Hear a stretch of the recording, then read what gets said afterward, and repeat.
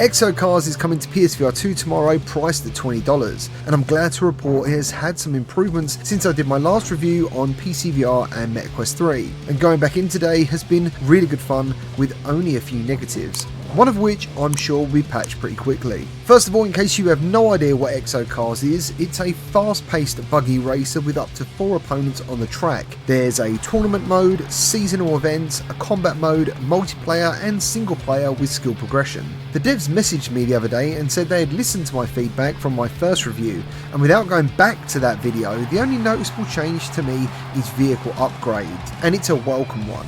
From memory, all you could do previously was spend your cash on customising your vehicle, and don't get me wrong, these upgrades do look extremely cool, but now vehicle upgrades are available. This is the first thing everyone will be working on, and I'm pleased to say these upgrades actually do affect the gameplay, especially when it comes to the sense of speed. You can upgrade your grip, tighten suspension, increase acceleration and improve your brakes, but for me this one was pretty pointless and I never touched it. When you first start racing, your car does actually feel a little bit sluggish and hard to control, but as you improve things like grip and suspension, you'll find yourself having much more control, especially after hitting some air and your suspension dampening the landing impact. But out of all the upgrades, it's the engine upgrades that really make the big difference. I think when I started racing, my car was hitting around 80 miles an hour, and by the time I had unlocked stage 4 of the engine upgrades, I was then hitting 100 miles an hour, which I think is pretty awesome, and it translates well into the racing experience. Unfortunately, these upgrades don't change the sounds of the cars, which is really annoying,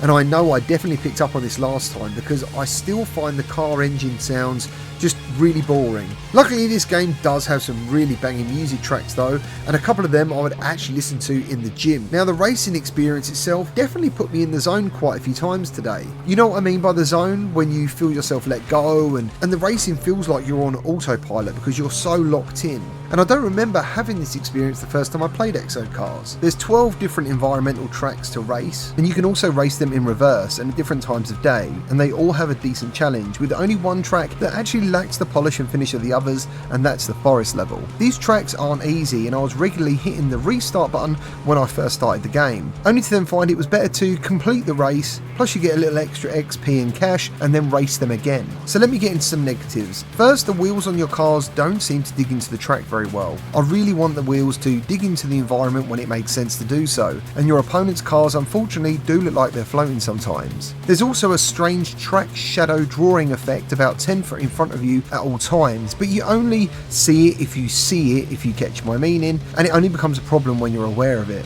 And graphically, the game does look good and on par with Quest and PC, so if you have access to every platform, PC is still the best. The controller rumble is good, but there was no headset feedback, which was a bit of a shame, and I believe EXO Cars is using 120Hz reprojection.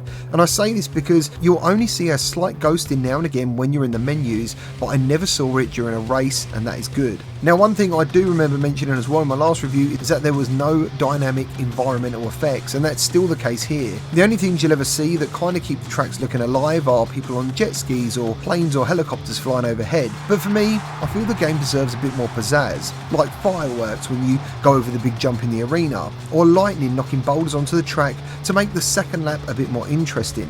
The game looks good, and I believe stuff like this will take it up a notch. The game froze a couple of times when loading some tracks, but a restart fixed this, and I came across a bug which needs to be fixed ASAP. When you finish a race, you get to see some end animation showing you what cup you've unlocked, and you also see you level up and earn cash. In my review build, if you skip any of this, you won't receive any rewards. When I got to my 4th race and I still had no money or XP, I was thinking maybe I'd have to scrap this entire review because testing the new vehicle upgrade tree was pretty important. But yeah, I figured the problem out, so heed my warning if you do pick this up on launch day. Make sure after a race you watch the end animations and collect all your rewards and XP before moving on. Currently the multiplayer isn't working, so I couldn't test the online racing or the combat mode, so please look up my original review for feedback to give you a taste of what to expect. And according to the devs, steering wheel support still isn't working right now, but it is coming back soon. Overall, I had a really good time with EXO Cars today, and my gameplay time has almost doubled doubled from the original 2 hours it took me to finish everything, because the races now just seem a lot more tougher than before, and upgrading your car is actually as addictive as I hoped it would be. So to summarise, with multiplayer on the horizon, I think for the cost of $20, you'll definitely have a lot of fun for that money. So I give EXO Cars a buy recommendation based on that price. Well, that's all I've got for you today. Thank you to anyone who leaves a like and subscribes for more VR content, and I'll see you on the next one.